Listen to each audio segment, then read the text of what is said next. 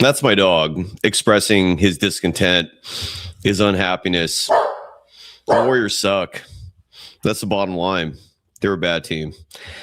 And tonight was more evidence of that. Sorry, I'm not super chipper and gung-ho about your Warriors, but they're an embarrassment. They're not even watchable, and they're just a bad, ugly team. One of the worst in the NBA. They lose tonight in Detroit in a score that's way closer than reality should reflect. 115-101 the final score. Again, in a game where no one shined, outside of maybe LJ Cryer. Also begs the question why he only got 16 minutes and 2 seconds. But the Pistons are for real. The Warriors are a joke. Let's talk about it. Happy Friday.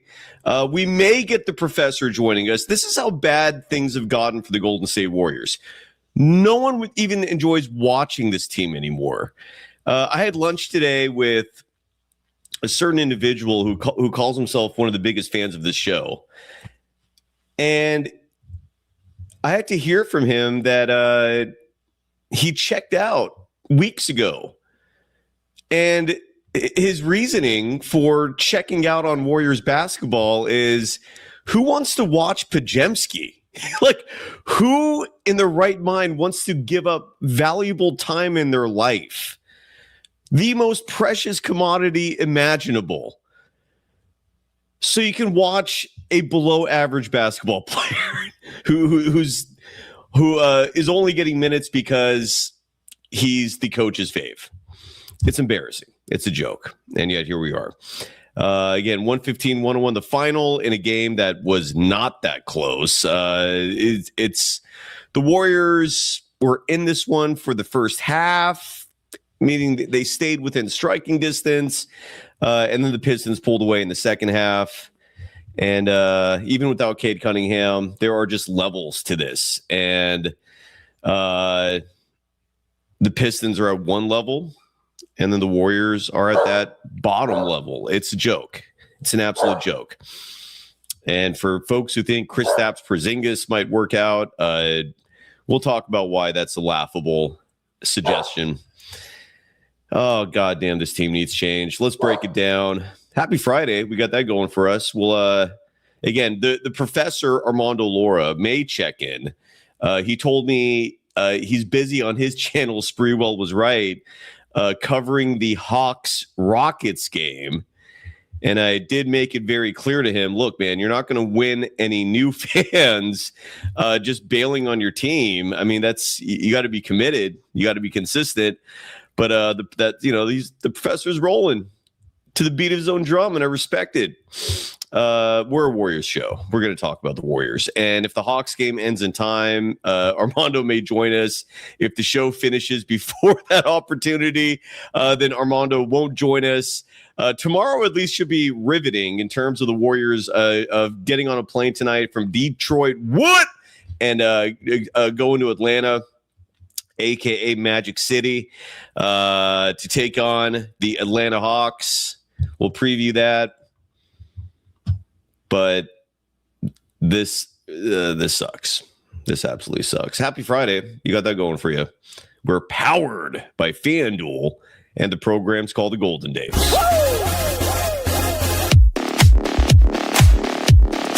Hey now. Let's go.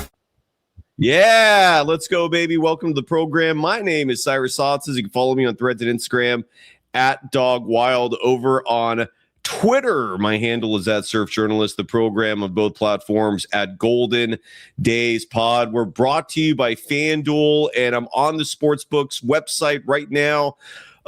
Interested and curious to see if there's a line yet for tomorrow's Warriors-Hawks game. There currently is not. Someone on yesterday's show, I forgot to get to it when we had Bryce Lewis on the program. Thanks again to Bryce, host of Believe in Hawks, for joining me yesterday. And someone was curious to know what the Hawks' odds are to make the playoffs. And right now, I don't see those odds.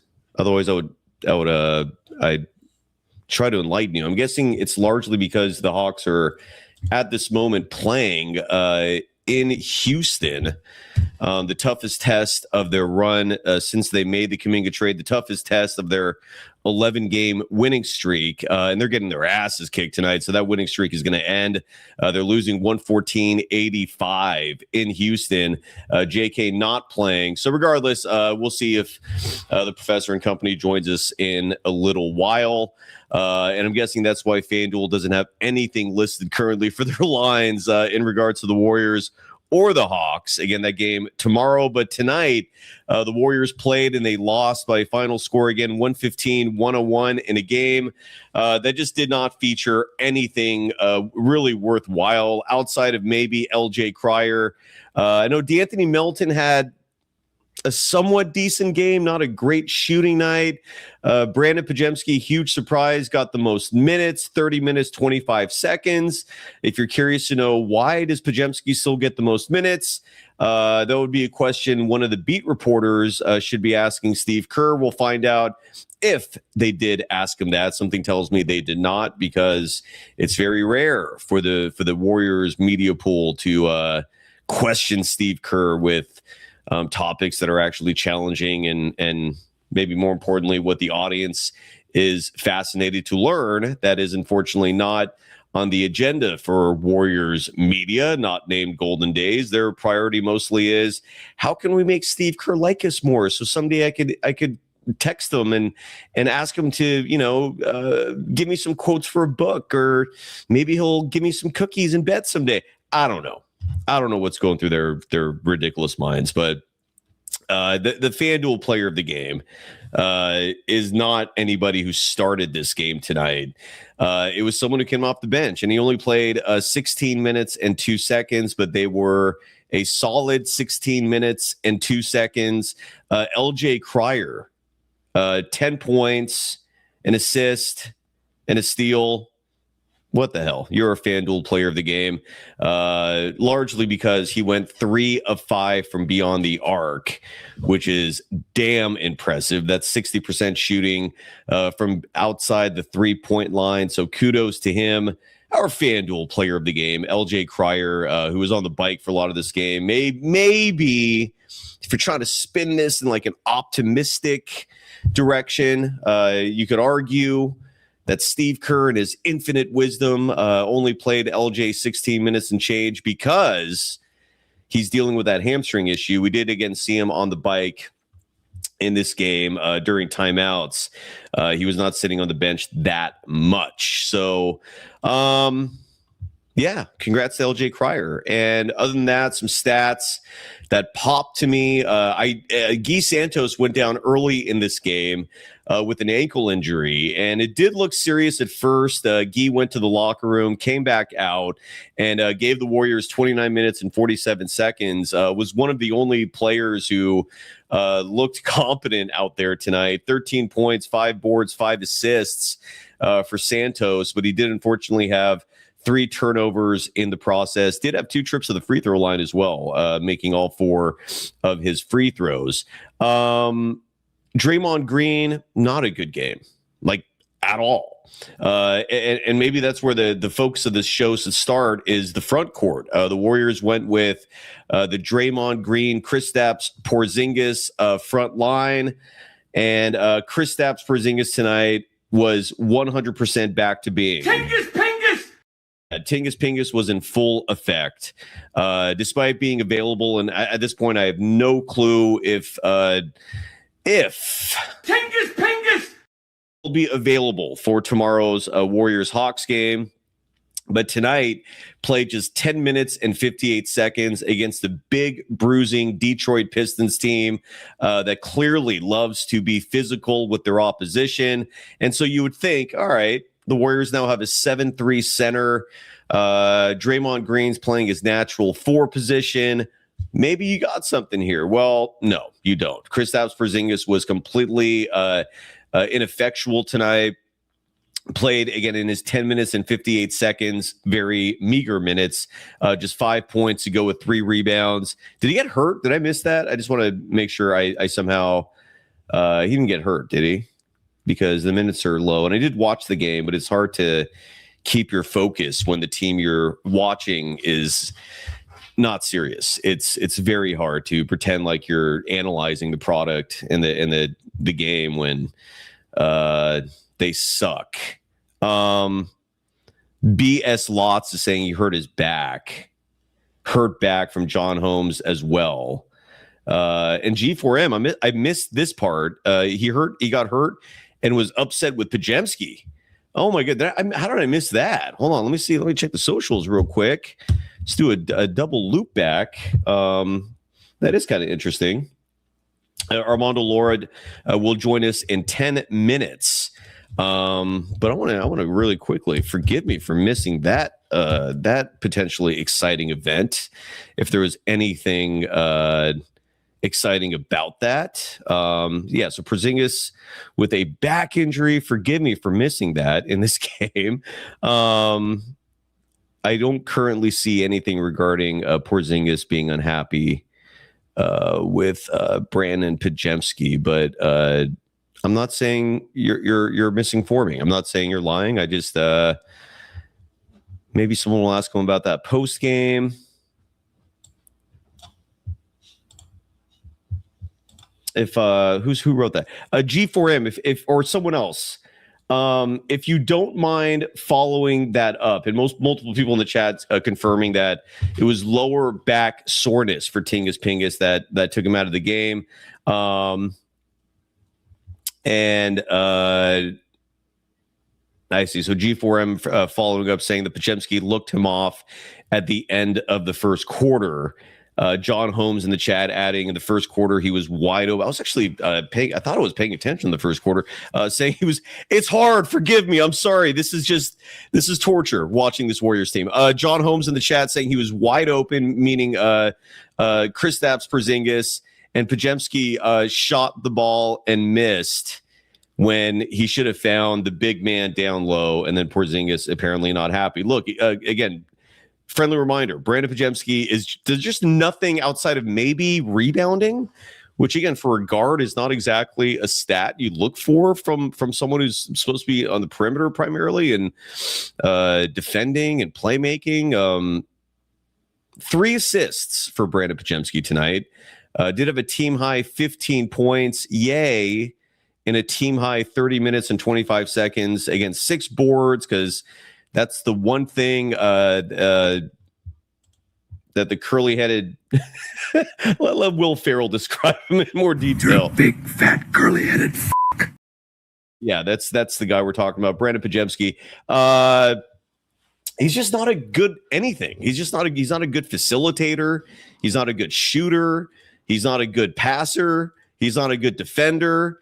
He's just good at like random ass shit, like taking charges or having curly hair, I guess. You're a big, fat, curly-headed fuck. I don't know what he's good at making Steve Kerr happy, impressing Steve Kerr. That's what he's good at because he keeps getting the most minutes. But he's not good at making his teammates better. All he's good at is just dumb shit and like rebounds. Again, for a guard. Last thing you need from a guard, rebounds. That should be the third stat of 3 you want out of your guard, right? You want scoring statistically, you want assists statistically, and if they're getting rebounds for you, awesome. That's not supposed to be your damn job. Poor man Dre. And Draymond, we'll get back to him in 1 second. But so the front court, Kristaps Porziņģis leaves the game early with a lower back injury, apparently, because that's how life works when you have Kristaps Porziņģis as your center. The man is not dependable. He's not reliable. He's not durable. He's just a big stiff who's probably going to give you 20 to 30 games a year. And so if you're asking me, what do you do with this guy in the offseason? Offer him $5 million a year. If he says no, tell him to go F himself and say bye. That's it. I mean, 30 games a year. And he can't really be physical against elite bigs. I mean, this was a good test tonight. Jalen Duren, one of the best centers in the NBA, and Porzingis bows out after 10 minutes. So not a good look. Draymond Green, not a good look for him either. Bringing it all back to him. Did have 6 assists tonight. Would be nice if he taught Brandon Podziemski how to do that. Had 5 rebounds tonight. Meh. You had less rebounds, Dre, than Brandon Podziemski. How? Well, probably because Brandon Podziemski is selfishly trying to grab boards instead of doing what's best for the team, but I digress. Draymond Green had 5 rebounds in this game, 6 assists in this game. Tied for the team lead in turnovers tonight with 4. Did have a steal and a block. Those are the highlights. The low light, 0 points. Draymond Green had 2 field goal attempts in this game. They were both threes, bricked them, and that's it. 0 points. John Holmes, you're on fire tonight, saying Draymond Green looks like he's 65. Yeah. As a Keel X writes in the chat, look, he tried. Draymond. I like you. I do, but it's just when Stephen Curry is not playing, there's just no value. There's no value whatsoever.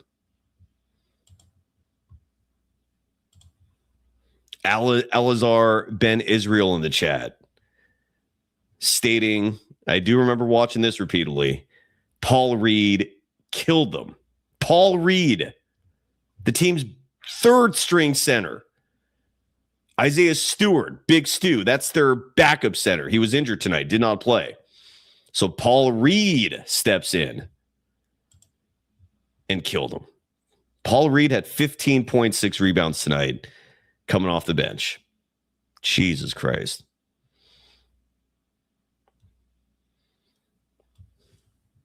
Dennis Jenkins had 22 points, 8 assists, 7 rebounds for the Pistons tonight. That was Brandon Podziemski's counterpart.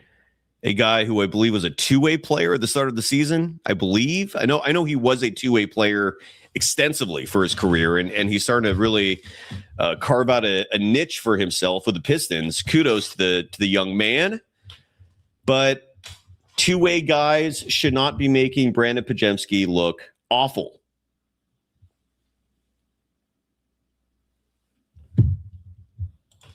And that's what happened. And Paul Reed killed him.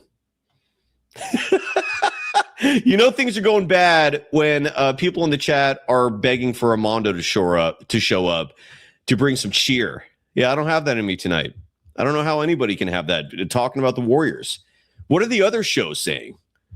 What's old Uncle Fester on KNBR saying? What's Mark Grandi on or Tim Roy in 95.7 right now saying? What are the other folks saying out there? What is the positive spin from the clown show? If someone can enlighten me. Oh man, because this is bad.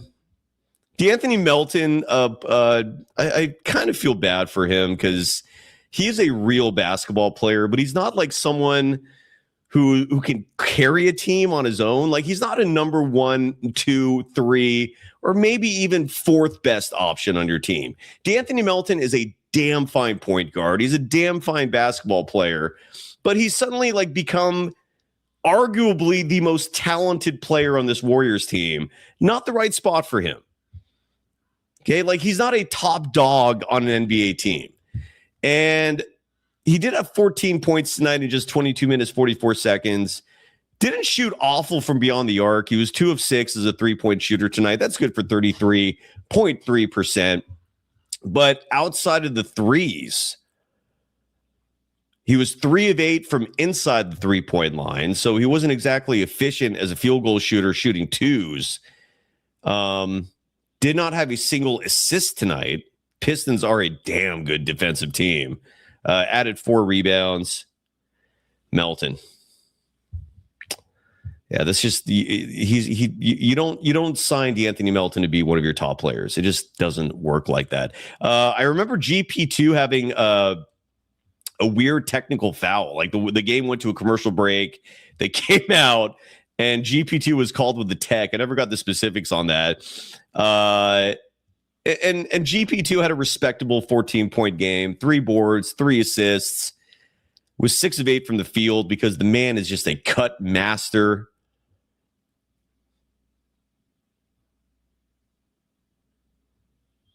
And incredibly, there were 2 players in the positive in net rating tonight. New Warriors center Omar Yurtseven had 8 points, 6 boards in this one. He was a +2. And then again, our FanDuel player of the game, LJ Cryer, in his 16 minutes, 2 seconds, was a +2 as well.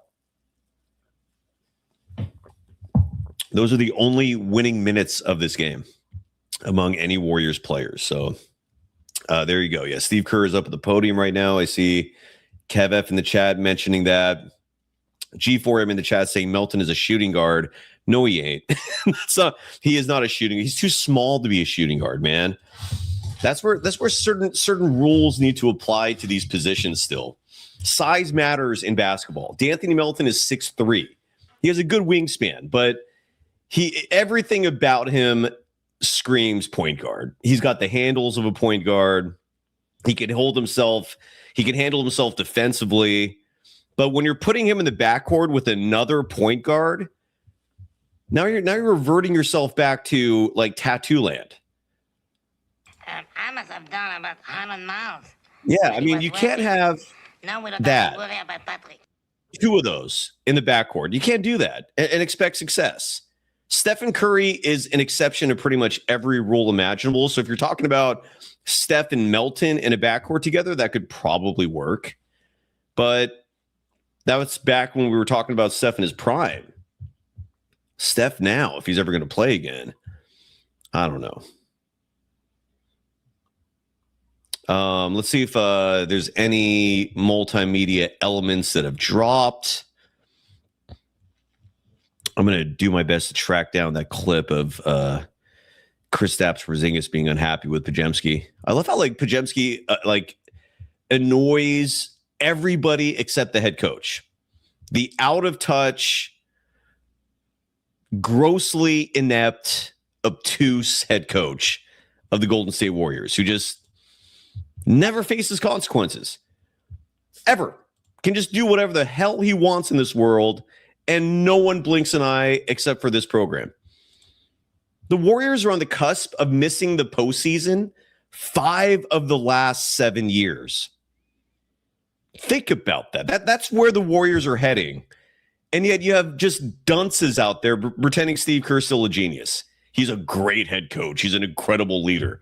You're about to miss the postseason 5 of the last 7 years.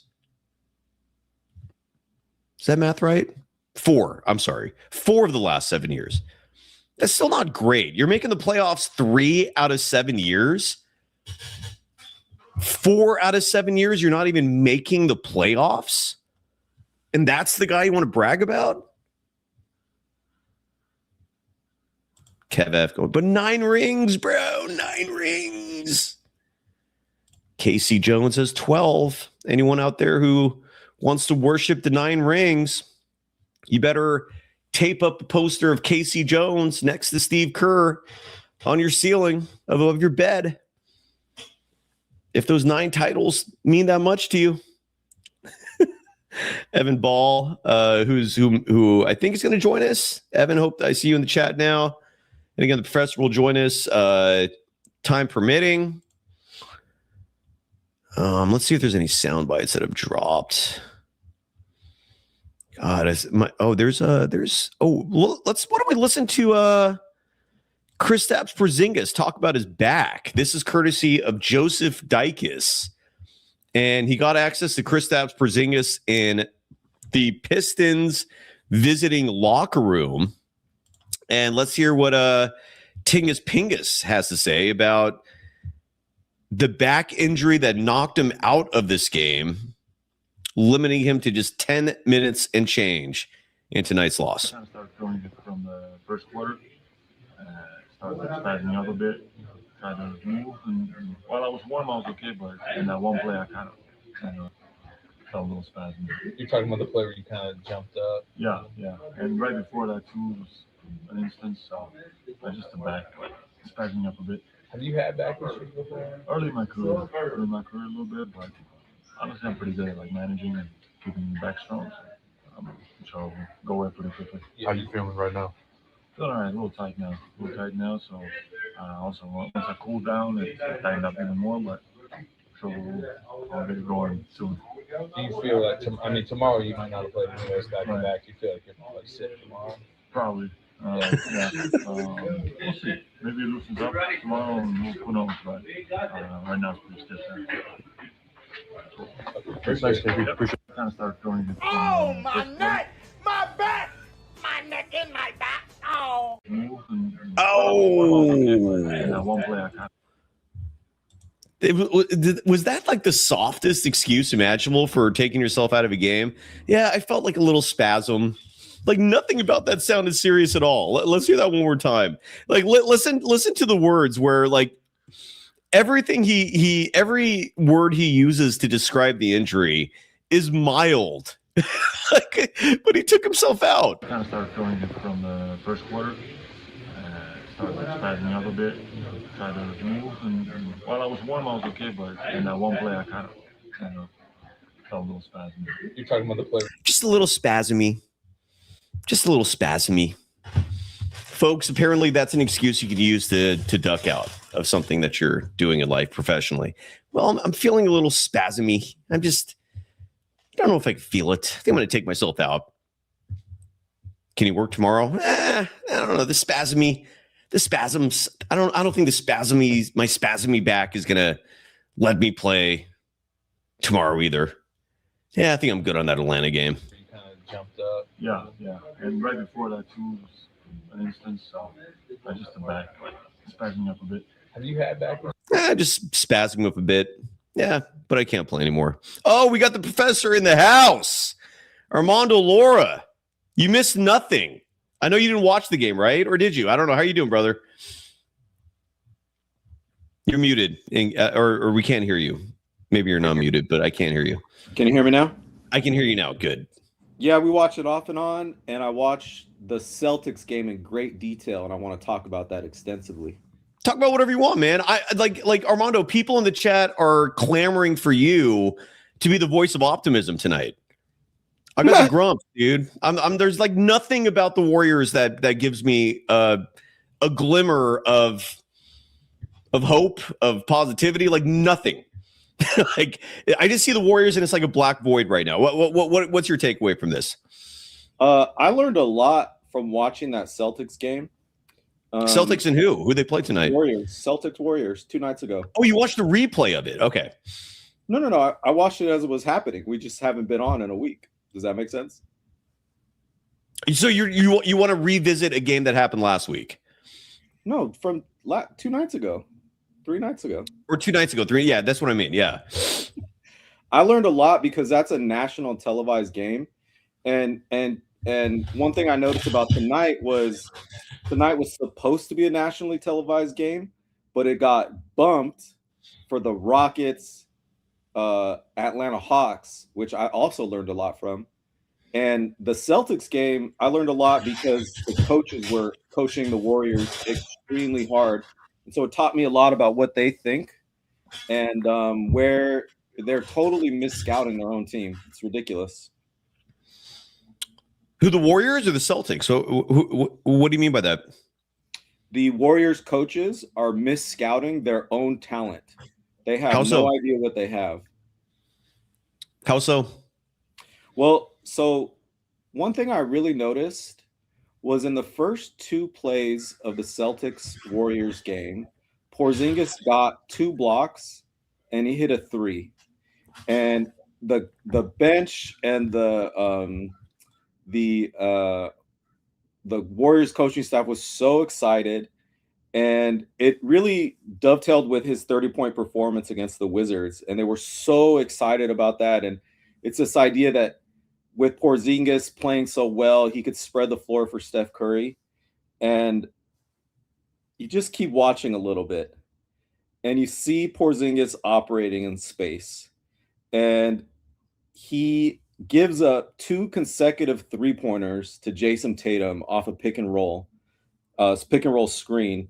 He's dropped back, and it's wide open because he can't come to the level of the ball. On another play, he's closing out on Jason Tatum, gets run by Jason Tatum, and Draymond Green has to accelerate, sprint down to help. And it just showed me, like, anybody who thinks Porzingis is some kind of great defender doesn't really understand how this is going to look when there's actual playoff meaningful basketball. Like, he cannot be on the court. He can't actually be on the court. Are people saying that? Have people come out in the past and said Porzingis is a good defender?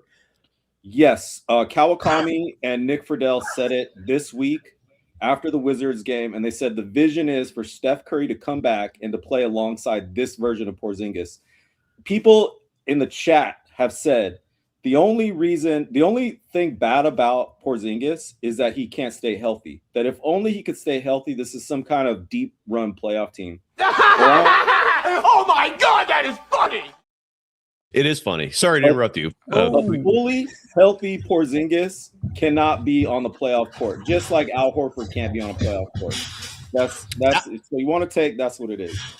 Tingus Pingus does not fight over screens. This is not a well-kept secret. Anybody who studies his game defensively is fully aware of this. I think he gets away with it for the most part because of the 7-3 frame.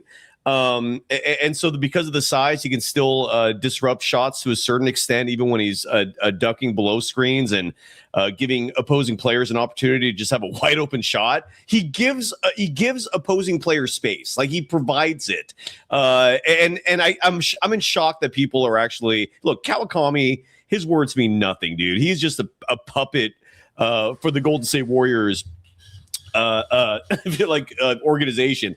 I don't know how anyone can take that man seriously anymore, but I'm certainly not listening to Tim Kawakami's analysis. He doesn't know shit about basketball. I don't even know what sport he's actually good at or has competed in, but I can say this with certainty. He doesn't know dick when it comes to hoops. And so for him to actually come out and have an opinion about Porzingis' defense, I consider that a laugh. And in case you gentlemen missed it, Evan Ball joins us now as well. We got the whole band here. Tingus Pingus ducked out of tonight's game. He played a total of 10 minutes, 58 seconds. And then we just played the clip right now where he said, I felt a little tinge or a little thing in my back. What was I forgot the verbiage already that he used. Here it is one more time. Let me play it again. Spasm or something, right? Yeah, it was a spasm, but he the way he worded it was comedy. It's here. Let's listen to Tingus Pingus one more time. Because the excuse he used was it's insane. I kind of started feeling it from the first quarter. Started spazzing out a bit, tried to move, and while I was warm, I was okay. But in that one play, I kind of felt a little spasmy. Little spasmy. It spasmed up a bit. He felt a little spasmy, gentlemen. And so all he could do was play 10 minutes and 58 seconds before ducking out against a very physical Jalen Duren. Almost certainly not going to be available now for tomorrow's Warriors-Hawks game. It's a laugh, man. Does he have long-term back issues, or is this a new thing for him? I know he's had a variety of different injury things. All sorts. He claimed they did fall here. We'll go back to the clip because he was asked about whether this is a recurring issue or not. Here is the rest of the clip. Talking about the play where you kind of jumped up. Yeah. And right before that too was an instance. So I just the back spazzing up a bit. Have you had back issues before? Early in my career a little bit, but honestly I'm pretty good at managing and keeping the back strong. There you go. Mm-hmm. So early in his career, he said he dealt with it a little bit, but that he has managed to keep his back strong, of course, until he comes to the Warriors. And now just a little spasmy. I was telling the audience, I'm like, that's how awesome would it be if at your workplace you went to your boss and you're like, yeah, I'm feeling just a little spasmy. And I'm also going to need tomorrow off. because these spasms are just too much. I can't handle it. Man's making $30 million a year, by the way. Your thoughts? I'll start with you, Armando. Your thoughts on Porzingis being a little spasmy and couldn't play today, not going to play tomorrow. $30 million well spent. Great trade for Jonathan Kuminga. Your thoughts? People, I would say it's not just Kawakami. I would say at least half of the Warriors fan base believes that the only problem with Porzingis is that he is injury prone. That if he could just stay healthy, he's this great shot blocker and he plays great defense and he'll be this bonus to Steph Curry.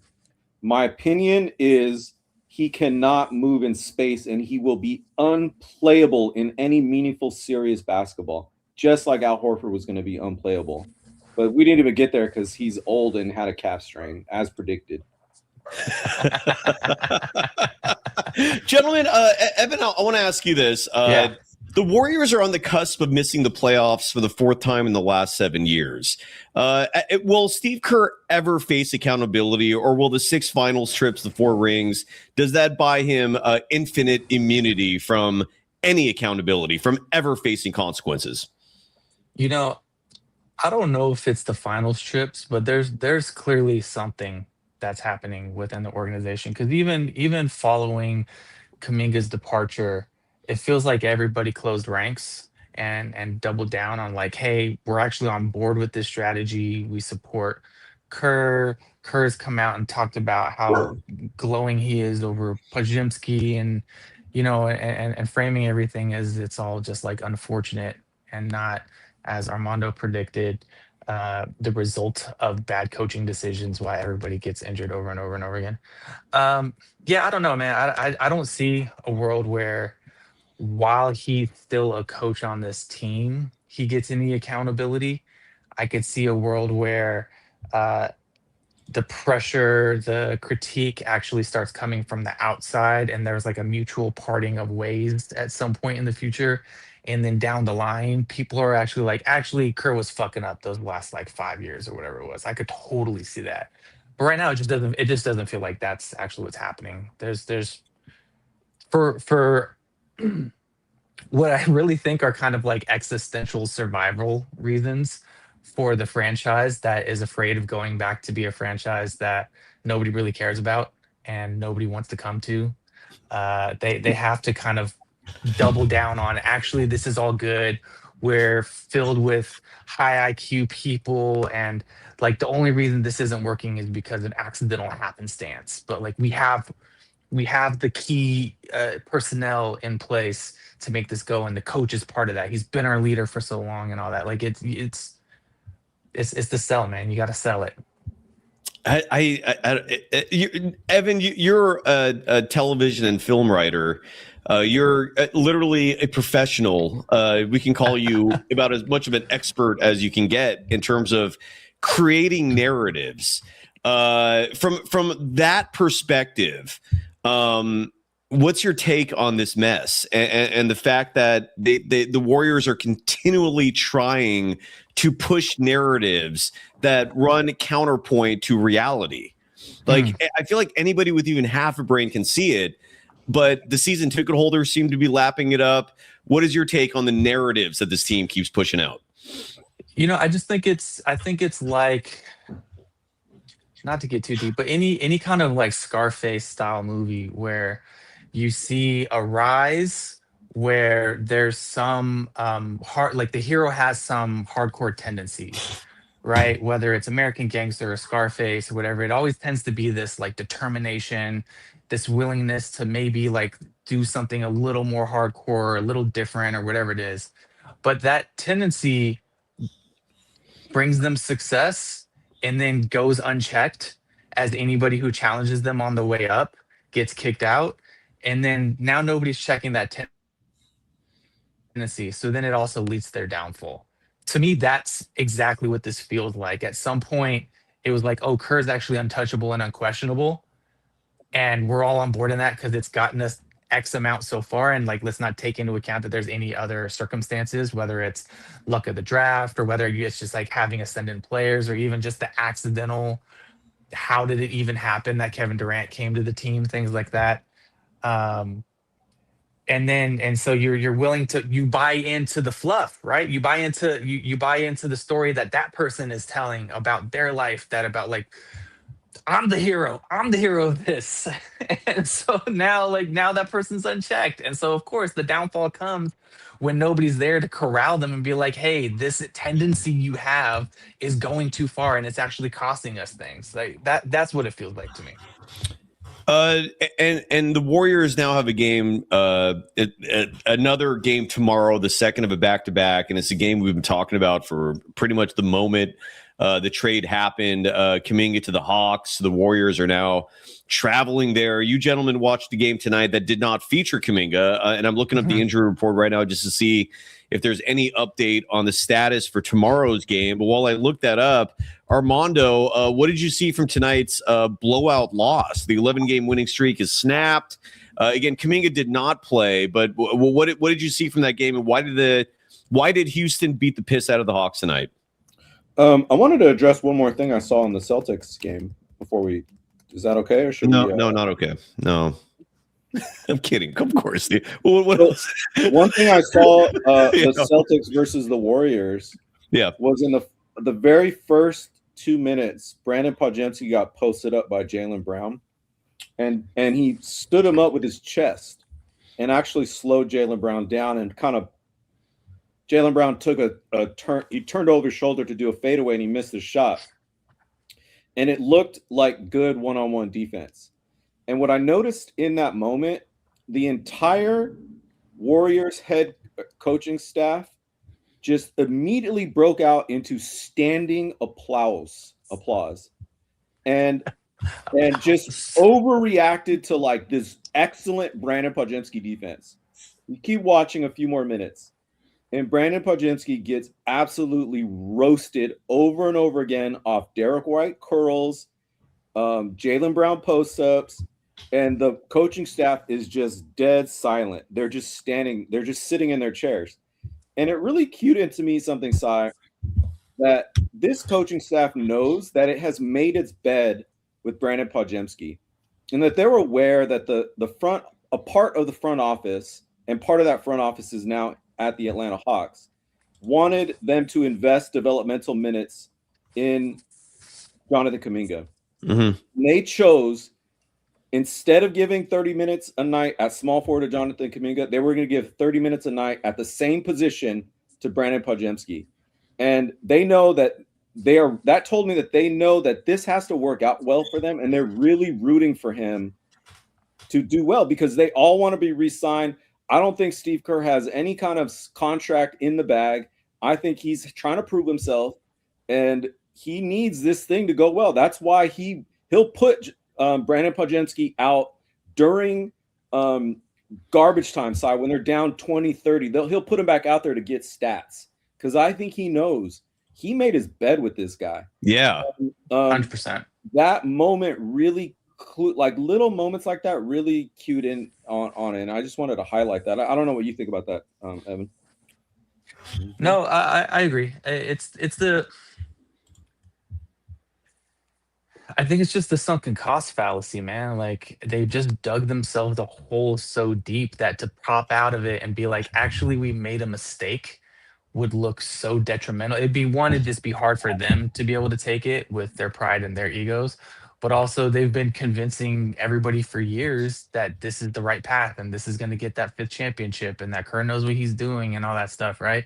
That it becomes, the longer you're in it, the more it becomes a colossal mistake that you have to admit to. And they can't do that. So yeah, they got to go even harder. And they got to, like you said, they made their bed with them. They have to make it work. It has to work. There's no other option. It has to work. There's even if it's just manipulating the accounting of it through the stats. Exactly right. And again, it's crazy that they put all their chips in on this guy. You're a big, fat, curly-headed I have a theory in regards to, because there's a lot of reports that Stephen Curry is trying to come back, right? And we saw him, speaking of the Celtics game, Armando, that you brought up during shoot-around pregame of that. We saw Stephen Curry for the first time since he got hurt actually participating in pregame shoot around. He's doing interviews where he's telling a lot of different media personalities that he wants to come back. He's pushing to come back. Steve Kerr, there is desperation in his voice wanting Stephen Curry to come back, knowing that he's a one-trick pony, meaning Steve Kerr and his coaching approach is it's all Steph or he's lost. And my fear is, Armando, I'll start with you. And I don't know, maybe I'm just being cynical saying this, or maybe I'm curious to know if you gentlemen think there's truth to this, but I'm very concerned that Steph is trying to force himself back on the court sooner than he should, and or at risk of next season, so that he can save Steve Kerr's job. Because if Stephen Curry doesn't come back, right, the season's over. I mean, right now the Warriors, like there is no guarantee they'll even make the play-in. I know it's in all likelihood they're going to, but the Pelicans are still alive. The Grizzlies are still alive. The Warriors have already fallen to the 10th seed. They're behind Portland and the Clippers and the Suns as well. But I guess Armando, going back to what you said about Steve Kerr's contract, it's been on a 1-year basis. He renegotiates this every offseason. How can you ask for $20 million? How can you demand being the highest paid coach in the NBA if your team and your approach and the guys you vouch for don't produce successfully? They don't result in wins. And so part of me is really concerned that Steph is trying to rush back and trying to force this thing so that he can essentially salvage the season. And by salvaging the season, he can bring his guys back, Steve Kerr chief among them, because that's his boy. Armando, is that a cynical take? Do you think Steph is just trying to come back because he actually feels good and he wants to play? Or do you think part of it is he wants to try and save the other guys? And when I say other guys, I really just mean Steve Kerr, his job, so that Kerr's back next year. What's your thoughts on that? I think it's been reported that Steph doesn't think long-term or even medium-term.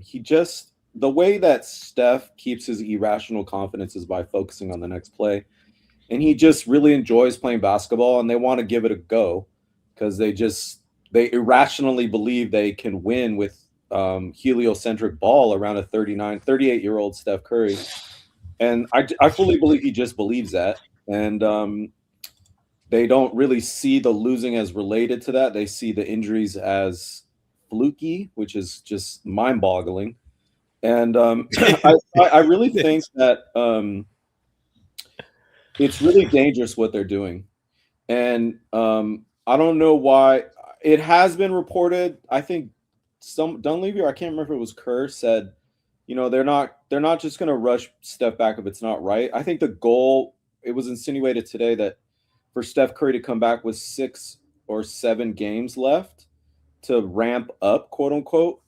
I just want to say, guys, like, I'm putting it out here right now, even more forcefully than I had in the past, because I've already said he's at high injury risk if he actually does come back. But 100%. For him to play 2 play-in games, I just want to point out and reiterate, playing games from the Warriors' experience, recent experience, are Game 7 level away games in terms of fatigue meter level. And if you go from, it's one thing for a 25-year-old or a 23-year-old to ramp up and play 6 or 7 games and then walk in to a Game 7 situation. It's another thing for a 39-year-old. I think the injury red alert risk is so high. I cannot believe they would risk that. And agreed. Strongly agree. Yes. I think they're going to risk it. And I think I do think a couple reasons. I agree with you that I think they irrationally believe that this brand of basketball can just work if they just try harder. But I also think Steph Curry wants a shoe contract.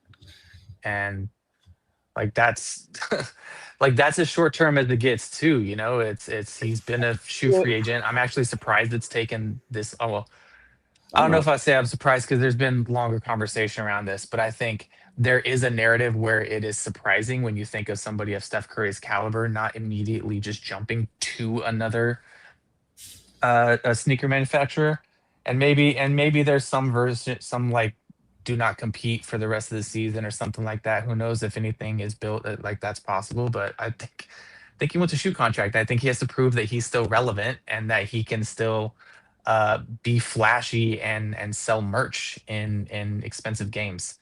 And I think that combined with what Mondo said about believing that he has some kind of you know confidence in how they're playing the game, I think, yeah, of course they're going to do it.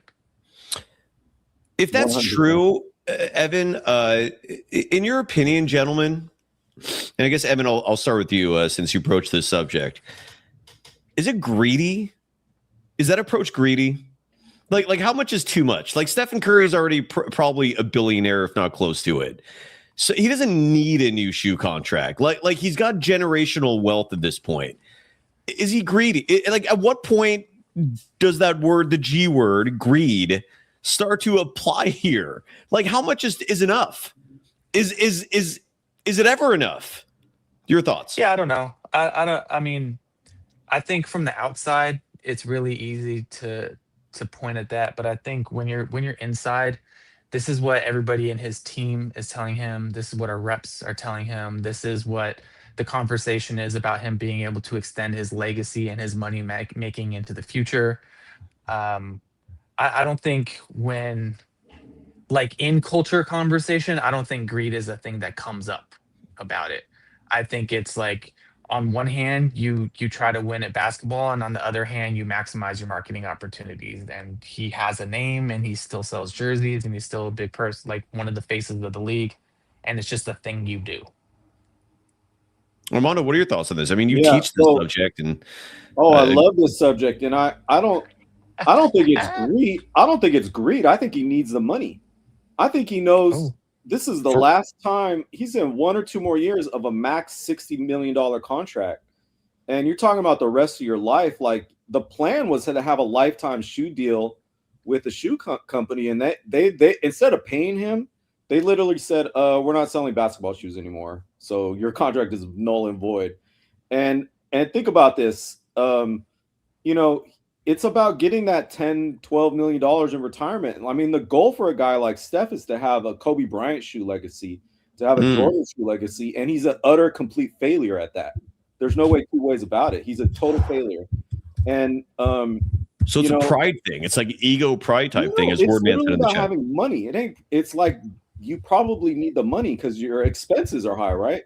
So the other thing I would add to this is I don't use the word greed because if he gets it, he's winning at life. And what I mean by that is, just like I said last week, Jimmy Butler is winning at life, and he's duping all the Warriors fans, and he duped all the front office because it's not winning basketball. They're not selling you winning basketball. They're selling you hype and glory and memories to pay high prices for tickets. And Jimmy Butler is the man. He's winning at life, and we call him Jimmy Paychecks. He's not Jimmy Buckets anymore. He's Jimmy Paychecks. And if Steph Curry can get this contract, he's winning at life too, because he successfully duped everyone into thinking he's some kind of winning player in 2026. I found this clip. I was curious just what Stephen Curry's net worth is and how much money he's pulling in. I was just wondering because I never actually did the research on that. One source says he's in just 2025 he made $240 million.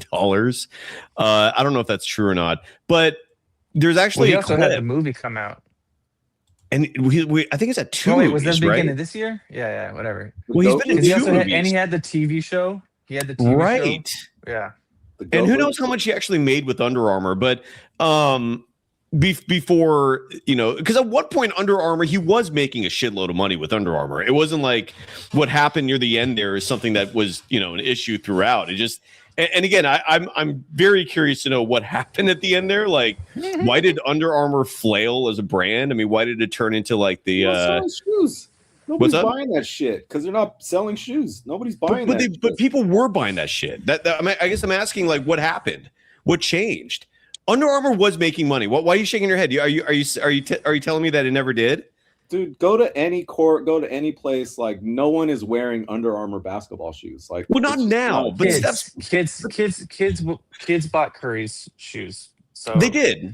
They 100% did. Where I saw. I didn't see really adults ever wear them, but like they did well in the youth market.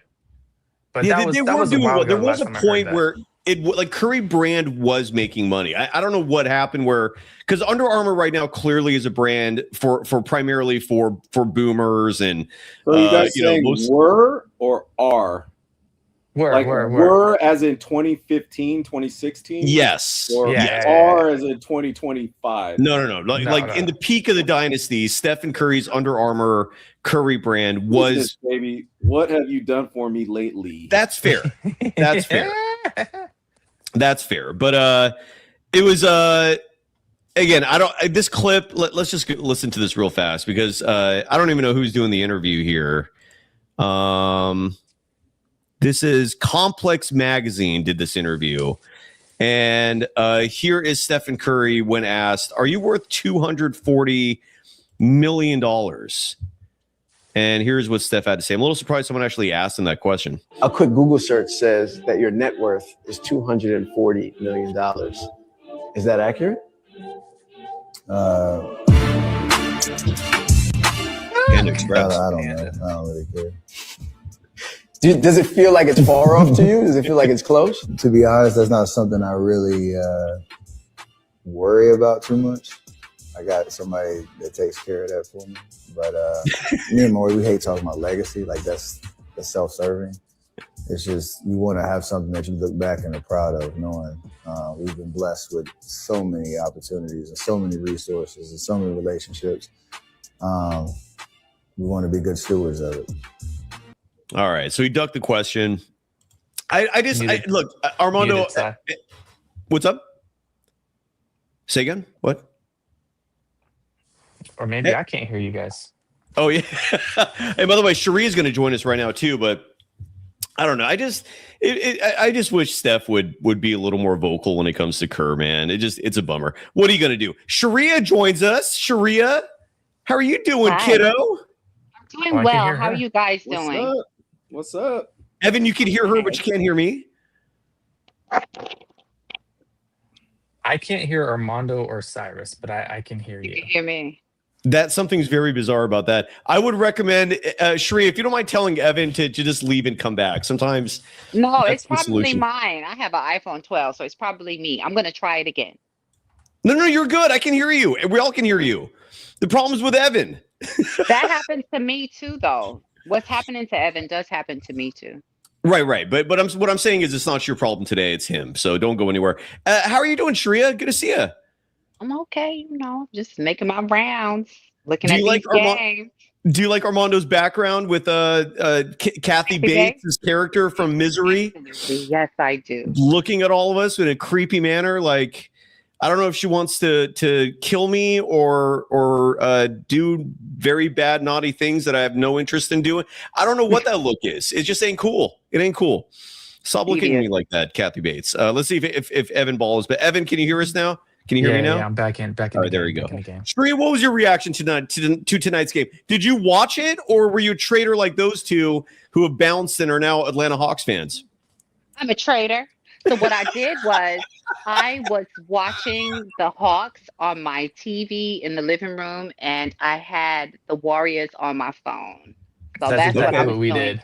I have to admit it. I was doing that. And from what I could see, we're still getting our ass kicked. What happened to that Hawks game? You three all watched it. I didn't watch it. The Hawks got their butts whooped tonight. What happened? Mm-hmm. To be honest with you, from what I could see, it kind of seemed like they were kind of shocked by the aggressiveness of them. And from what I've heard, I'm not sure. I'm new to watching their games. But from what I've heard, when it comes to aggressive teams, they get a little shell-shocked. And you could see that. I do think that Zach should have played way more than he did. I wasn't really feeling the rotations. What else? I felt like JJ should have been aggressive from the jump. I think that, and I feel like CJ for me, he's a veteran, and I feel like he should pass the ball more. We know he's a bucket getter, and we enjoy that. But one man, like I said before on another podcast, one man doesn't win a game. So I do feel like he needs to pass more, but not tonight. On another Tonight, podcast, you mean like another night you were here, or are you like are you cheating on me with other shows? relax.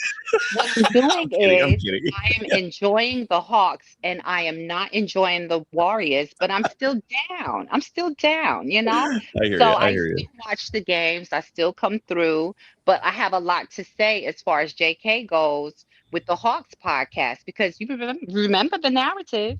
So I have to set that straight over there. So I'm, doing both. Armando, what Sharia was referencing there a moment ago, Zachary Riso-Shaw, he only played 19 minutes tonight, had 16.6 boards.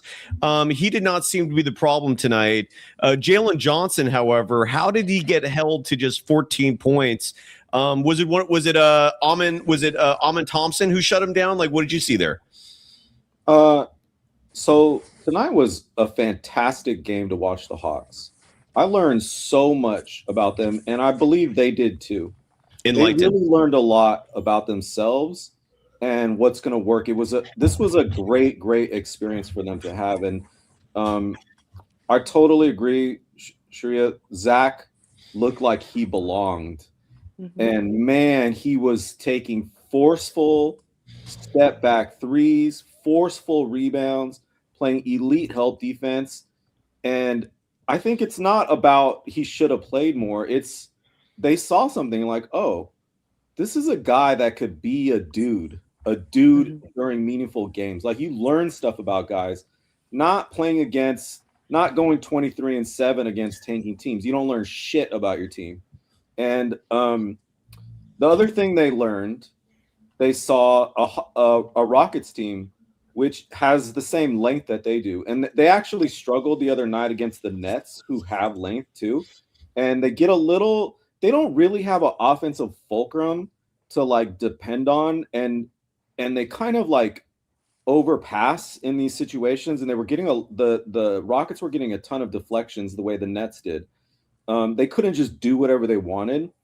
The thing about it was the Rockets are coming off two of the most desperate losses. Embarrassing loss. Like you play a team back to back and you lose twice playing your ass off. They came in just about to play the game of their lives, and they basically did. They found out another thing. Okonwu cannot guard a legit body post man. And it meant that they had to double team Sengun.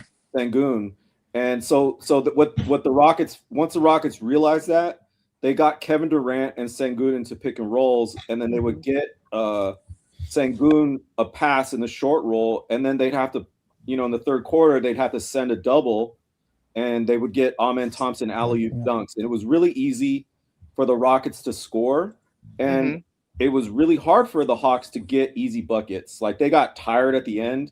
So in the third quarter, Jalen Johnson missed 3 wide open 3-pointers because he was basically tired from the whole game. CJ McCullough kept him in the game in the first half, but he was being guarded by Amin freaking Thompson. And he was getting it in, but I was looking at that because you got to watch these games with a fatigue meter. Right. And CJ was burning the freaking midnight nitrous oxides getting those things. And I even looked at Evan. I said, dude, he's not going to have it come the second half. And that's exactly what happened because he was getting it in, but he was getting tired. Right. And, they really didn't have that. And then this is the last thing I found out. There's a player in the NBA that's worse than Brandon Podziemski. And that's Gabe Vincent. Oh. Cannot be on the floor. He's not allowed to be on the court if I am a coach. Ooh. It is an absolute travesty. They're playing 4 and 5 with him out there. They're kind of playing him because they feel it's like old school logic, like you need some kind of point guard dribbler, and it's a joke. And as the playoffs come, you're going to see, I believe you'll see that phased out. And they went by down by 10 when he was on the court in the second quarter. and then it went from like 15 to 25 when he was on the court in the third, and I don't really see that continuing. They're going to shorten minutes. I think Jalen Johnson. This is why it's really important for the Hawks to make the playoffs this season and not next season, because you need to find out your guys. The Golden State Warriors, when they were in the Minnesota playoff series, they found out who their guys are. They found out Jonathan Kuminga is a dude and Brandon Podziemski cannot play meaningful basketball. But they didn't learn that lesson. They somehow just didn't realize it. And they are going to find out, are you a Chris Webber or are you a Mike Bibby? Do you bring it? Are you a Bibby or are you a Webber? And is Jalen Johnson going to miss shots like that when it's meaningful basketball? Is he a number one guy, a number two guy? We'll see. And I really believe Jonathan Kuminga is going to come in and help this team in game. I really felt, I don't know if you agree with me, he would have really helped this game. Yeah. He getting to the foul line, and Evan made this point about settling down the team, like giving them that offensive fulcrum. I feel like it's going to give them another layer in the games that matter and are meaningful. And I think they learned that too. They need to integrate him. And that's why I think this was such an important game for the Rockets. And I absolutely loved every second about it. I'm going to rewatch it. I loved it so much. Wow. Wow. And again, the Warriors and the Hawks, they're going to play tomorrow. The line is out. I'm going to ask each of you to guess the line. FanDuel has released it. Sharia, I'll start with you. What is your prediction? I don't even know. Who's going to win? Guess. Well, who's going to win? This is the only prediction I can make. I feel like the Rockets are going to win. But I do feel like it will be a close enough game because the Warriors, I can say, are a scrappy team. Whoever you throw out there, they're a scrappy little team, so I do think that. Okay, so you think the bookies are going to predict it's going to be a close game. Is that what you're saying? Yeah, because I don't understand all the extra stuff. Fair enough. I do my parlays and I win and I keep it moving. Fair enough. Armando, what's your prediction for the line? I have no idea. I don't understand how that works. Oh my God! I'm assuming the Rockets the Atlanta Hawks are favorites, but I don't know how. I'm like the only gambler here, apparently. Evan, do you have a prediction? Hawks -8. You were close. The Atlanta Hawks are 9.5-point favorites. Okay. Courtesy of FanDuel. And usually when you see a line that big, they're predicting a blowout, just pure domination. The money line, if any of you out there think the Warriors have a shot to pull off the upset, Sharia, you brought up the fact that they're a scrappy team. You could bet on the Warriors to flat out win the game. The money line plus 295. Sharia, what that means is you could use this as a learning moment for gambling. What that means is the number 100 is always the baseline for any of these lines that are presented. So plus 295 means if you bet $100, you'll get back 295. Whereas if you bet on the Hawks who are minus 370, that's the opposite. But with the minus in front of the number, now you're talking about a favorite. So you would have to bet $370 to win 100. So in other words, again, the bookies heavily favoring the Hawks tomorrow night. The over under on that game 227.5. That means you get to bet on whether or not the two teams combined point total will be higher than or lower than 227.5 points. So that is your spread. Courtesy of FanDuel. That's a big one. The injury report has not updated, but what I am looking at right now is the box score of the Hawks and the Rockets. And a couple of things stick out to me. One is the Rockets have decided to make an adjustment with their starting lineup. Reed Shepherd is a starter again. Tari Eason is on the bench. And that strategy worked tonight. To me, Reed Shepherd needs to be a bigger part of that team, period. And Ime Udoka clearly has trust issues with a young player, but he started tonight. But what really pops to me in terms of the numbers is Jabari Smith Jr., who infamously against the Warriors a couple weeks back played 43 minutes and made 0 shots. I think he had some free throws, which gave him a few points. But tonight, 7 of 14 from the field, 3 of 8 from beyond the arc, added 9 boards, 2 steals, 2 assists. great game, a plus 30 in net rating. What did you, Evan, I'll start with you. What did you see? How did Jabari Smith light it up tonight? Because from what I've seen with the Rockets this year, he's easily been the biggest disappointment, and Kevin Durant agrees with me. Let's see. Played great tonight. Yeah, I mean, he played a good game against a team that got chin checked tonight and had to feel out. Like, I agree. Like, who are the dogs on this team? Who knew what they were doing? And it's always. I think it's always step one in figuring out what that character is, because you still want to know who's going to bounce back from this. But when you had the confidence of 11 games in a row, we're all playing in sync. Everybody feels like it's going well, and we know what we're doing. And then you just come up against something that immediately, I don't know if it's like a full counter, but disrupts what you think you know is going right. Like, oh, things go right when we do X. Actually, we do X and things don't go right. There's a scramble there, and you're trying to figure out what that's going to be. And it was, you know, to me, it was a little frustrating. Again, my attention was more divided because I was going back and forth between that game and the Warriors game. But it felt like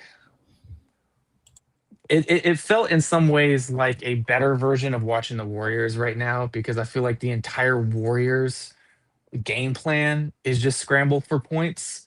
And that's what happens when you build your entire team, like your entire success around one guy needing to score like 30 to 50 points to get a win. And so when you have that that uncertainty and people don't know how to operate because they don't have the counter move, right? You come out with your chess move, you have your opening, someone does the counter, and you're like, oh, I didn't expect you to do that. I don't know how to move right now. I could just try the thing I already know how to do harder. And yeah, maybe it works for a little bit, but you know, to Armando's point, we were very early in that game like, this isn't going to work. They're going to be tired right away. They're playing against incredibly athletic people. They're playing against long length. And then on the other hand, you know, the Rockets, once you have that momentum and mental edge, it was just like, oh, we're in our bag. Like they were confident. They were feeling like the game was easy to them. Mm-hmm. Sharia, is Draymond Green going to play tomorrow? Yeah. You think he's going to show up? Yeah. He's not going to very last minute go to Steve Kerr and pull out the old. Oh, my neck, my back, my neck and my back. Oh. Because something tells me I think he's going to. You don't think so, huh? He's going to show up? No, Draymond is playing. He's playing. He is. I think he is. I don't see him calling in tomorrow. Yeah, he's going to definitely play. He's going to definitely play. What do you anticipate? I don't know. You know, he's so unpredictable. So I don't know. But I do predict that he will play. I'm sorry. I should have rephrased that. Forgive me. What do you anticipate from the Warriors-Hawks game tomorrow? I think they're going to be scrappy. I think they're going to surprise the Hawks. But I do think that the Hawks will win. Armando, what do you anticipate? I think Dyson Daniels and Nikhil Gilgeous-Alexander or Alexander Walker. Nikhil Gilgeous-Alexander, is that what you call him? I like that.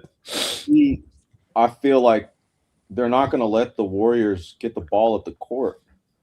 And, you know, Dyson Daniels has been busy guarding a guy every night. And tomorrow he's not going to have to guard a guy. And so it's going to be kind of unleashed on help defense. And, you know, I don't know. I mean, the only way the Warriors could kind of stay in is if Draymond hits like 3, 4, 5 corner threes in the first quarter, like he has occasionally done. And maybe if Guy Santos kind of gets an edge from people not really paying attention to him, he gets a little get a little angle on those guys. But yeah, I mean, they play Brandon Podziemski. He's on the court for this team. So you know, Milton, man, they are really selling Warriors fans this whole like Melton is so good, Horford is so good. Like, man, it is it's pretty mind-boggling to see. Well, the problem with Milton, from my perspective, is that I do think he's a really good basketball player. I just don't think being the top dog on your team is the right spot for him. Like, he's not built to carry a team.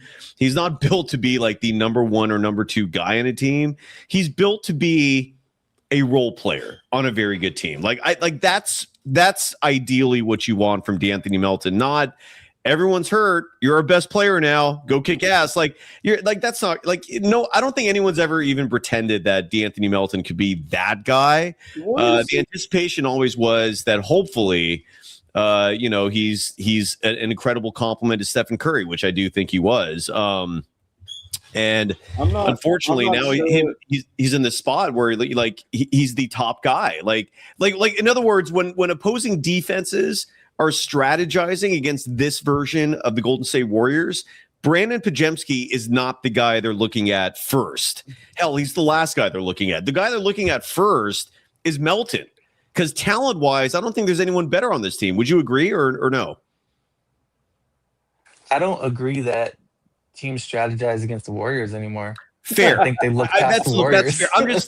I'm saying if a team did strategize and you're looking at the Warriors in their current incarnation, who are you looking at as the biggest threat on this team? Is it not Milton? Like, is there someone that you think is even a more dangerous a basketball player? Okay, so we'll say yes. Again, that's not saying much. I'm not like, that's not a, there's no conclusion here that Milton is some amazing player. That is just how bad I think this Warriors roster is. When DeAnthony Melton is suddenly the guy that, again, you're counting on, he's just not somebody you should be counting on, man. Like, he's been a backup point guard most of his career. There is great talent there, but again, it's not the type of talent that carries teams. It's the type of talent that I think is complementary under the right circumstances. I was trying to look for a clip from Steve Kerr after tonight's game, but I found one. Okay, this is courtesy of Sam Gordon, and let's listen to Steve Kerr. I wanted to kind of hear what sort of spin he was going to have tonight. So appreciate Sam for doing this. Forgive me for the noise in the background. Some neighborly stuff happening here. It's a warm day in the Bay Area and a lot of the western half of the United States. Sharia, while Armando, Evan, and I were melting today, how was the weather out in the Upper East? It was in the 50s. So it's like it's normal weather on the first day of spring today. Like 45, 50. All right. Yeah, it's disgustingly hot here. Anyways, here's Steve Kerr. Evan, you're in LA. How bad did it get there? Because I know it's hotter the further south you go. Sir, I am in the town today. I'm up in Oakland. I'm ready for the watch party tomorrow with the Warriors Hawks. Yeah. But yesterday in LA, it was 98 degrees. Oh. And I'm happy to be up here in the mid 80s. 98 on the first day of spring. Something ain't right with that. Just like how something ain't right with this guy we're about to listen to here. Warriors head coach looks like Steve he's got Kerr. to pee. He does look like he has to pee. You're right. He's got the posture. Here's Steve Kerr following the Golden State Warriors losing at Detroit. 115-101. I wonder if he's going to talk about watching Mayor of Kingstown after this game. Not yet. Did you see him post? I'm sorry? Did you see him post? I saw him, and he said it was his back had started to tighten up, and then there was the play where the ball was deflected off his hand. He got a little push in the back, and that aggravated it a little bit, but I don't know anything beyond that. And the not yet at the start of this clip was answering the question, will Kristaps Porziņģis play tomorrow? Do you know? And Steve Kerr answered, I don't know yet. So there you go. I mean, he was walking, but we don't know about tomorrow. It looked like his wrist maybe, but haven't talked to anybody with the staff. Yeah. We got back-to-back and saving him for a while. Do you feel like morale was affected at all when Kristaps left the game? Yeah, for sure. I mean, I thought we were hanging in there, the first half. But, when he went out, obviously, to take away our space 5 against a great defensive team, it was going to be hard to find openings. And, Yeah, second half just got away from us. They've turned us over. Thompson was fantastic on the ball, just a wrecking crew out there. And that was disappointing because I felt good coming into the game. I didn't think we made good decisions early, and it kind of set a tone. But we were playing pretty well. We were knocking down some shots and doing some good things, but we just set a poor tone with the turnovers, and that really got away from us in the second half. So.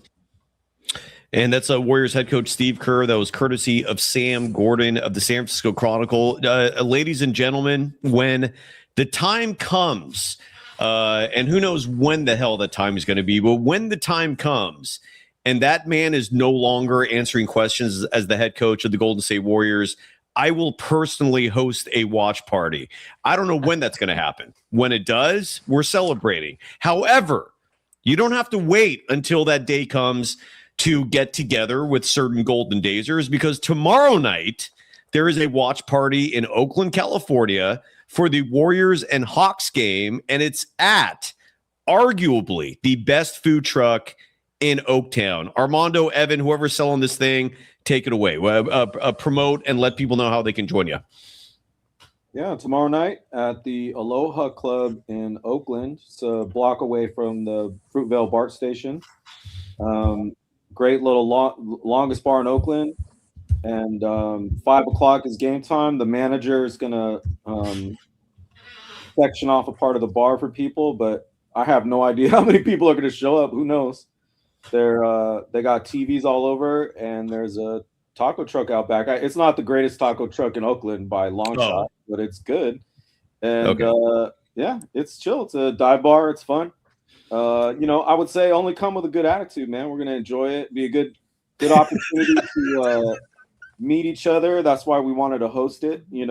Just to meet you guys. And actually, me and Evan played basketball in Oakland today, and we met a Golden Dazer who recognized us, and we got to hoop with him for a few games. And no shit, that was really fun. Yeah, it was fun. That was super fun. And people in this chat are good people, and it's nice to see faces. And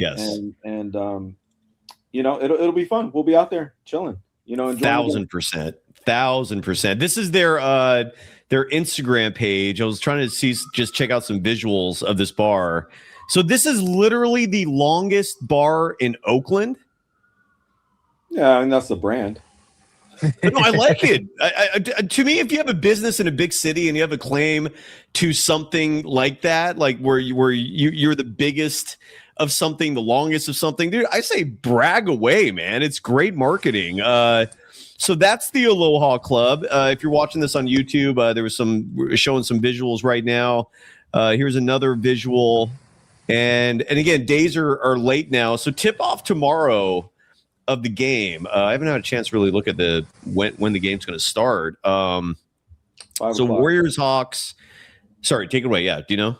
5 o'clock. Yeah. 5 o'clock tip, which means the game will end about 7:30. So that means that the sun's going to be shining for the entire game. It's going to start getting dark just as the game ends, and by that point, I'm guessing you all will be inebriated and feeling very jovial. And then the post-game celebration should be a lot of fun as well. There's the outdoor scene. Again, if you're watching this on YouTube, if you're listening to the podcast audience, I guess you're just going to have to go to the Aloha Club to see what it's all about. And again, it's located right next to the Fruitvale BART station. Looks like fun. That's exciting. Are you guys going to get, or Armando, will you at least check in for a few moments after the game? Yeah. Just to give us an update on the scene there? Happy to do it. Sharia, are you going to fly in for the party tomorrow at the Aloha Club? Sure. Happy there. Let's go predictions for tomorrow's Warriors Hawks game. Sharia, we'll start with you. I know I asked you this a moment ago, but give us some specifics if you don't mind. Like you mentioned, it's going to be a tight game. Do you think the Warriors have a shot? What do you think is going to happen tomorrow?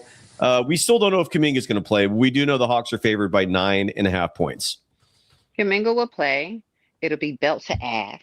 I think that the Warriors will come out first half. They're going to be scrappy. And by the second half, Draymond's going to be like, you know what? Forget about it. That's what I think. Armando and Evan, Barber's asking in the chat, can you root for the Warriors at the Aloha Club? Meaning, if you show up there and you're rooting for the Bay Area's team, are you going to be the stranger in the establishment, or will there be plenty of Warriors fans there as well? As long as you're coming to have a good time and participating in good faith, I don't care who you root for. I'm gonna have my Kaminga jersey. I'll be ready to go. Oh hell yeah! I mean, I might also be rocking something else, but we'll see how it goes.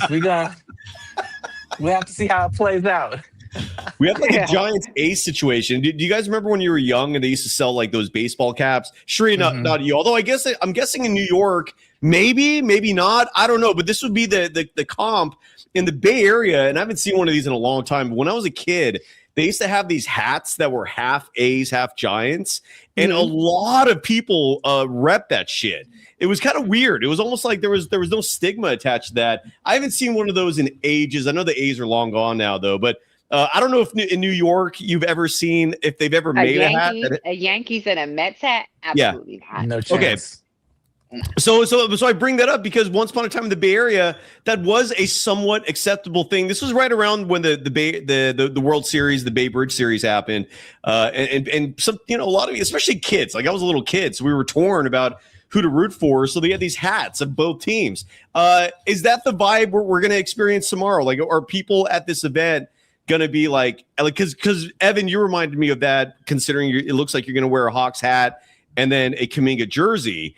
Is that the vibe for tomorrow, where it's just going to be people basically rooting for everything and everybody? I mean, we'll see. We'll see who shows up and what energy they bring. Armando, do you remember those hats? Are you old enough to remember when they had those? No, never. And I want to add, never let anybody affect who you root for. Right. What Goes other without people, saying. Yeah. What other people feel and rooting for, like, has nothing to do with you. And in fact, you're a small human if you get upset at other people rooting for things. Like if you get into a disagreement with someone at a bar over stupid colors, like what are you, a gang member? It's ridiculous. Like just enjoy it. It's all good, man. It's gonna be a good time. That's the kind of energy you got to bring. Well, on this, your cousin Armando bringing up the '89 World Series, the earthquake happened, crazy times in the Bay Area back then. But yeah, there was also a lot of people wearing hats with half the Giants, half the A's. A long time ago. Armando, what's your prediction? I'll go around a clockwise order on our screen. What's your prediction for tomorrow's Warriors and Hawks game? Yeah, someone on the Hawks is going to have a career night because that's what the Warriors guards do. That's their defensive level. Brandon, career night, Podziemski. I have a feeling it'll be Dyson Daniels. It may be Jonathan Kuminga. Someone is going to go off, and it just depends. The ball don't lie. The ball is going to find the weak spot. That's the Hawks actually play the way that the Warriors purport to play, which is find the open man and share the ball. And so they don't really go in with this guy's going to go off or this guy. We're featuring this guy. It may be a little bit of CJ McCullough right now, but that's going to phase out very soon. The ball is going to find the weak spot. So the first thing you guys got to do, chat, tomorrow night is look at who Brandon Podziemski is guarding in the first two plays. That's the guy that you're going to be looking at. Evan, your prediction? Oh, I don't have too much to add. I think very early on we're gonna see the Warriors trying their ass off. I think we're gonna see Steve Kerr do what he always does, which is work out his Napoleon complex on the court instead of going to therapy like he should. And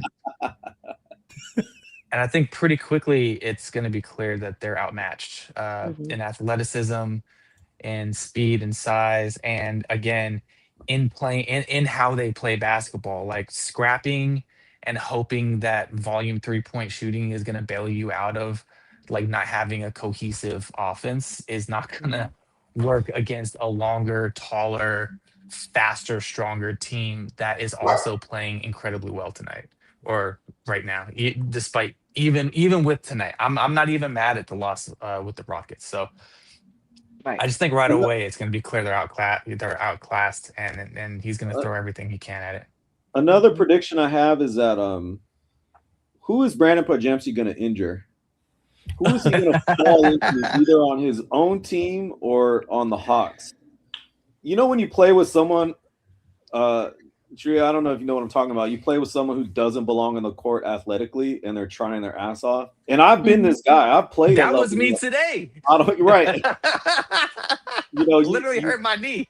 You know, like they kind of end up hurting someone, so like they can't really be on the court. Like I'm still waiting for that Brandon Podziemski injury to one of his own teammates. So we'll see. We'll see about that. Trying to steal a rebound from a teammate and taking out somebody's knees. Urquita's family in the chat's asking, will the Aloha Bar and Grill, sorry if that's not the actual name, I know Aloha's in the name, will the Aloha Bar, do they allow kids? That's a really good question. I don't know for sure. You can call them, but I would assume so, because there's like a backyard, and it's usually family folks out there.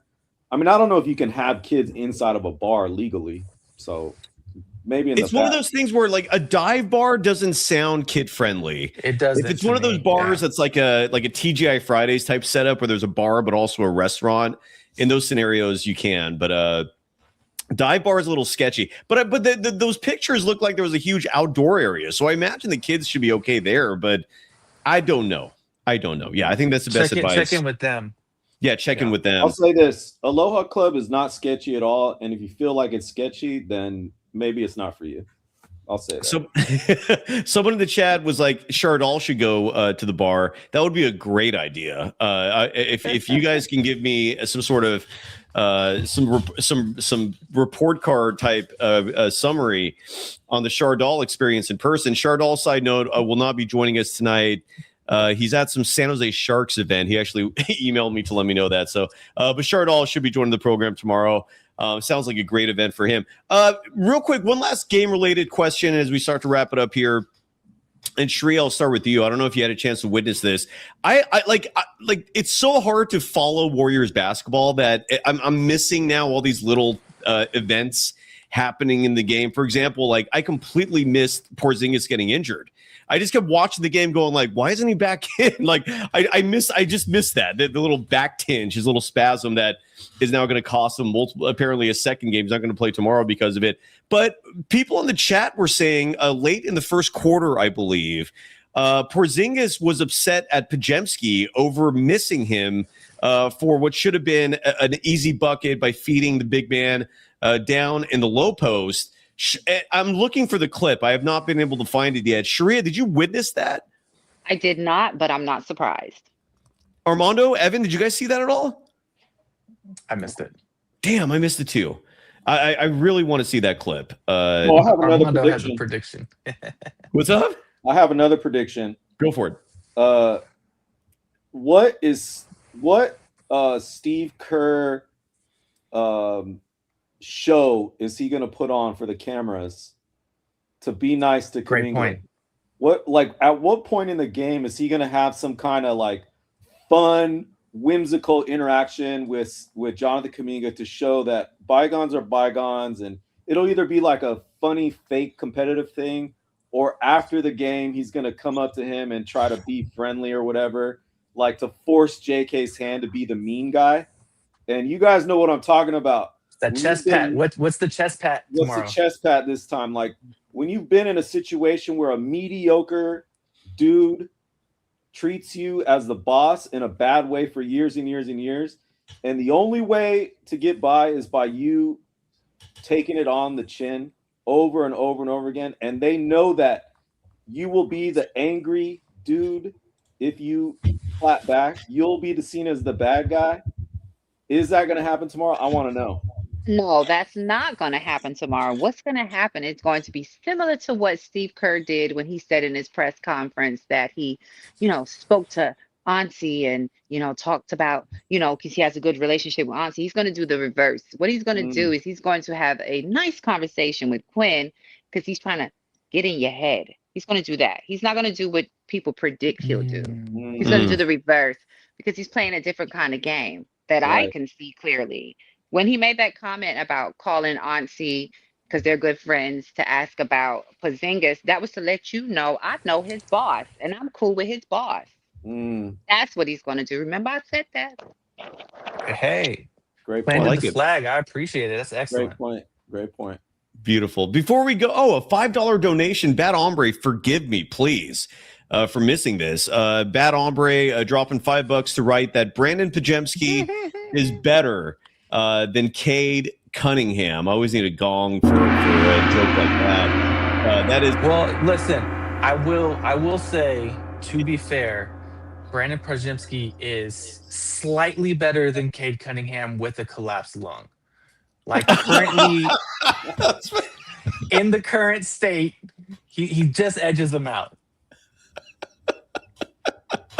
Worth the $5. That's a good one. I like that. So there you go. Yeah, and again, for Bad Hombre's words, a slight dig at a certain other podcast who incredibly was saying that, making that claim, and those gentlemen are now like hiding, like they made their profiles private on social media. They don't like being mocked. The tables have turned on these folks. Yeah, they made their profiles because people were just the clip started to aggregate on Twitter, at least of these two. It's the Lightyear guys, and they said once upon a time that they think Podziemski is better than Cade Cunningham, and again, everything we say on these shows, it's out there. It's available for anyone to just clip it. And so they got aggregated, and they didn't like getting, I guess, tagged in a million posts because that opinion was just asinine. And so they made their profiles private. I don't know if it still is like that, but for a while they were doing that. Do you want to know what happened on this date in Warriors history before? Yeah, Evan, what's up? Yeah, your hands up. Quick side point, since you brought up the word aggregated. That this is no shot at you saying it right now, but every time I hear Kawakami say that, I hear "Don't hold me accountable to anything I've ever said before." He's an idiot. He's insane. Anyways, on this date in Golden State Warriors history. Good evening and welcome back to The Story. This is old-timey news anchor. Adept in news coverage never before seen in the Bay Area. Elevation sensation. Hello, my baby. Hello, my honey. Hello, my ragtime gal. So nothing crazy happened today on this date in Warriors history. Again, we're recording this on the first day of spring, March 20th. For the cultures out there that celebrate this day, hope it was a good one. Before I go to this date in Warriors history, I want to show this picture really fast. And this is from March Madness that's currently going on. These are Florida fans. Look how large that dude is. Can you guys see that? Damn. You can't do that. Can you get to that point naturally, or is that the juice is loose type of scenario? I mean, I would guess yeah, I mean, one, you have to have incredible genetics. Two, I wouldn't be surprised if that was photoshopped. But three, no, it's not photoshopped. No, that is real. Here's another guy, also at the same game. Jesus Christ! Yeah, they got some good nets out there. You like it in juice, eh? Juice is very good, eh? Yeah, the juice. You like the juice. He likes the juice. All right. Juice is good. Yeah, the juice is good. So good. All right, so that's what's going on in Florida, but we're not here to talk about that. We're here to talk about this state in Warriors history. Nothing, again, necessarily like noteworthy, newsworthy. And where did my window go that had that? Give me 1 second here. I literally, God damn it. I closed the tab that had my this date in Warriors history. Here it is. So on this date, not noteworthy at all, but other than on March 20th, 1974, the Warriors played the Seattle Supersonics. And on that note, I think we're going to find out this upcoming week, next week, whether or not the NBA is going to approve expansion into Seattle and Vegas. They need 23 of 30 owners to vote on that. Let's hope that happens. It's a crime to me that Seattle has not had a basketball team for approximately 2 decades. On this date in 2017, Klay Thompson dropped 34 points in a physical 111-95 win over the OKC Thunder. This was the Thunder team that 2017 at this point. Was that a Kevin Durant team? That was. Yeah. Yeah, it was. Because Clay had that good game back then. There you go. And then on this date in 2021, playing without Steph and Curry, the Warriors faced the Memphis Grizzlies. And this was a game noted for head coach Steve Kerr's humorous comment about potentially taking the team across the state line to Mississippi for vaccinations during the COVID-19 pandemic. I don't remember that joke. Do you guys? Nope. And lady? No? No. I don't remember that either. And on this date, 3 years ago today, Stephen Curry dropped 30 points. Klay Thompson added 29 as the Warriors snapped an 11-game road losing streak. This was when they were reigning champions. This was the season when Steve Kerr was giving Anthony Lamb and Ty Jerome serious minutes. And I forgot that the Warriors had an 11-game road losing streak that year, but they did. And that road losing streak snapped on this date 3 years ago when the Warriors beat the Houston Rockets in Houston 121-108. Do you folks remember that 3-game losing streak? 11-game losing streak? That was road losing streak? Clay Achilles year, right? Not Clay knee year.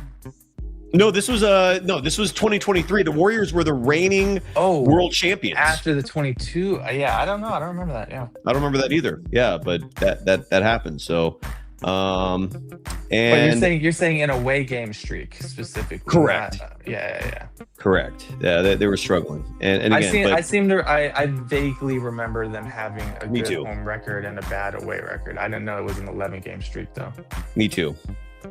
But again, that season just stunk. That was the first time I started to really wonder what the hell is going on. Never criticized Steve Kerr until somewhere around February, March 2023, when it was just, you could smell it, man. You could smell the BS. It was reeking. It was something did not smell right. Did not pass the smell test. Sharia, how's life going for you before we wrap it up? Everything good?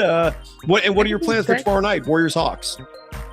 Gonna watch the game. I'm gonna make myself a little drink. I'm gonna turn on my laptop, have my phone fully charged, earbuds juiced, and I'm gonna be ready to go. What's gonna be your libation? What's your cocktail? I'm gonna make myself a espresso martini. Oh, you about to be lit. You're about to be so hyped up. Yeah. Is that what I think it is? It's an espresso shot and you pour booze in it? Yeah, that's pretty much it. And oat milk with a bean on top, an espresso bean on top. Yeah, it's simple. It's really easy. I like the oat milk touch too. So you got to get a little sweetener in there and a little creamy. Yep. Oh, you're gonna get all hyped up. Does the husband react at all when he finds out you're gonna make a drink like that? He's got one too. It's a family affair. I love it. He's just watching car videos. He's watching transmission videos and train videos and politics. So he's, or a little bit of Formula One. He's seeing that's his vibe. My man. My vibe is that's his thing, And I'll slide through. I'll go to the back of the house, check and see how he's doing, and he'll pass by here, see if I need ice. Watching my game, he's watching his videos. It works. Team effort. I love it. Armando, you and Evan are going to be at the Aloha Bar tomorrow night. People can follow you, Armando, on Threads at Mando_man10. They can follow you on Twitter at Armando Lara M as in Mary. And they can not subscribe. I mean, they can if they want to, but you're strongly dissuading folks from actually subscribing to Spreewell Was Right on YouTube. But it does exist. Did you guys do a show tonight? No. Okay. We'll probably do one this weekend. Anything else I missed, Armando, in terms of things you want to promote? Muted.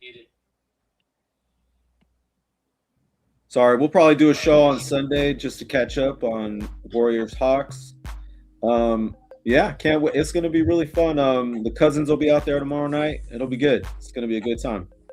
Look at Shane West, by the way. I appreciate you, Shane, writing that they've stopped watching Warriors basketball. Side note, Shane, you're not the first person who's told me this, but I appreciate you because that's just a strong compliment, man. I'm grateful. Writing that you're still watching the program, even though the Warriors have become unwatchable. That's my biggest gripe is, at least if your team sucks, like roll out a product which is a little intriguing, somewhat entertaining. There's nothing like Brandon Podziemski and Evan. I think you appreciate this more than anyone, maybe, I don't know. But as someone who works in the entertainment industry, like, entertain me.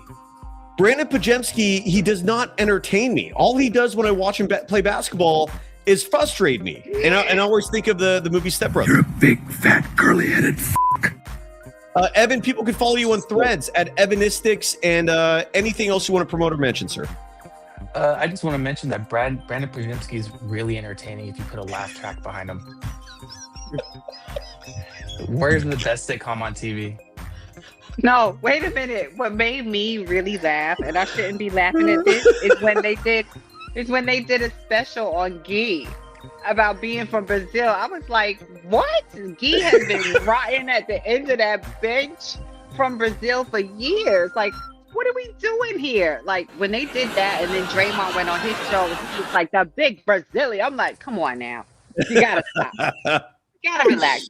This brother has literally been sitting at the end of this bench, and now you want to introduce him to us like we haven't seen him? Oh. Also, they don't deserve any credit for that. When Guy gets to play because he's forced to, because you have 10,000 injuries on the team that were preventable, and you traded away good talent. Just because he happens to be the 10th man up, and you have to give him playing time. Like, he should have had playing time before that. Exactly. It's either Guy or me. Like, come on. This shit is getting on my nerves. Like, I'm really trying to just continue to support this team. But when they do that, I'm like, the marketing side of it, who's in charge of that? It's just, I don't know what's going on at the Warriors, but they got to get it right. I don't care if Steph's playing or not. It's not just the fact that Steph is injured. It's the marketing, it's the promotion, it's the glaze, it's the fake interviews, it's the local media. It's like, come on. Who do you think? What do you think? We're stupid? Yes, they do. Well, they think they can just insulting gaslight us into thinking that, like, oh yeah, the Warriors are still incredible and fun to watch. Exactly. And a well-run organization. And that's my thing. Like, I do not do abusive relationships, friendships, business ships, and this shit is feeling abusive. I look in the comments and people are like, it was Barber the other day. I quite like him, kind of, sort of. He said the other day, no one else was watching the Hawks before JK went. True. And there's somebody to say it. I said, I wasn't watching the Hawks before JK went. And then I started watching the Hawks, and I kind of like what I'm seeing. So yes, I'm on the bandwagon. I'm strapped in and I'm rolling. Like, I still rock with the Warriors too, though. I'll forever watch them. But at the end of the day, why should I deprive myself of watching a team that is trying to get it right and have good players? 100% agree with you. As someone, and I'm guessing Evan and Armando can understand this sentiment. The Warriors forced me, and I'm guessing a lot of other people, to root for secondary teams for at least for most of my life before Stephen Curry became Steph. I always had to have a second team, because if you're not emotionally invested in an individual and or team, then you're not invested. You don't care. And so, and what really tortured me is that for a number of years, that guy was Kobe Bryant for me. And I don't want to root for the Lakers. I can't stand the Lakers, man. Like, they're a rival, sort of. And so, but I loved Kobe's game. And Michael Jordan was that guy for me in the 90s. And then Kobe came in and basically took that mantle in the 2000s. And then thankfully, Stephen Curry showed up before I had to start looking at LeBron like that. Thank you, Steph, for giving me that option, for allowing me to root for just one team, my team. But I have no judgment if someone else decides I got to pick a second team here because my team sucks balls. I don't care. Somebody said in the Hawks chat, Sharia's not a true fan. I said, I don't care. I don't know these people. I'm watching the game and enjoying myself. You think I'm not going to see you tomorrow? I don't care. I'm rocking with the Hawks, the Warriors, the Spurs. I'm rocking with the Knicks. I'm rocking with whoever I enjoy that brings me joy. You think I'm going to be stressed out watching the Warriors going through this shit with Steve Kerr every goddamn season? No. I ain't doing that. Learn the lesson. I've already been through this exact situation as a Warriors fan. I mean, the Latrell Sprewell, Chris Webber, like that was my team, and they were a championship team. They just needed some time, but they chose the stupid coach over the player.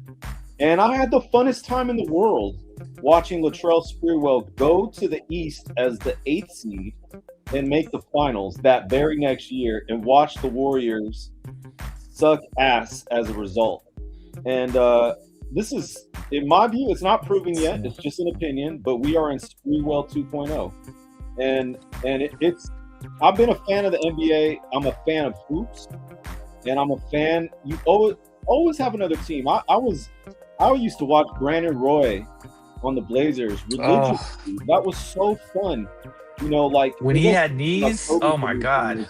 Like, and when the Warriors were doing well, you know, it was great, and it was fun to root for the Warriors in 2015 and 2022 when they were the underdogs, and you felt like you knew something that the rest of the stupid league did not know. And that's what it feels like right now with the Hawks, that you know you are on the ground floor of something that the rest of the league is not talking about yet, and it's going to be fun as hell to see people's eyes open up to real good basketball, because you can see it as a scout. You can see what they got going, and that's really fun. There's no reason to not enjoy that. And to know that the top 4 in the East ain't shit. They're not good. Celtics went out in the second round last year, and everyone just forgets about it. But we will see. You know, I cannot wait. It's going to be really fun. Yeah, and the torture has. I mean, look, there's more than just Sprewell and Webber. Mitch Richmond broke my heart, because you broke up Run TMC and you traded Mitch Richmond, a future Hall of Famer, for Billy Owens, right? Yay! Thanks, Donnie Nelson, and he did that. Baron Davis, remember the We Believe Warriors that made us excited for a minute there? Yeah, good job keeping Baron. Yay! This is. I didn't think we get back to this, though. This is where Joe Lacob has colossally disappointed me. I will happily give him a second chance if he does the right thing soon, and that's blow this shit up. But until he does, man, I'm with you. The torture's back. The torture is so back, and I did not think Joe Lacob, under his tenure as owner of the Warriors, would allow that. Yet here we are. It's really messed up. I appreciate. Yeah, go ahead, sir. No, I was saying Lacob's facing a very plausible future where the Warriors are a meaningless franchise again. Yes. And he doesn't have a plan for it because he has no future on the team.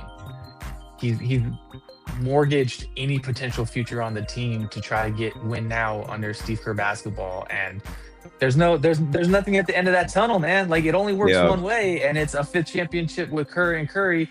And so you got to throw everything you possibly can at it, because there's no backup plan. You eliminated the backup plan. You eliminated the future plan to try to force this to work. Yeah. Everything with this franchise impressed me. Like, you saw the ingenuity. They were always like playing chess when most others were playing checkers, meaning they had plotted moves 2-3 steps in advance, more times than not catching other teams off guard. And that left in 2023. Like, everything that felt amazing about this Warriors organization went poof. And I don't think it's a coincidence that it coincided with, sorry for the redundancy, with Bob Myers stepping away, and Jerry West. Right. But here's the thing. I don't disagree with that.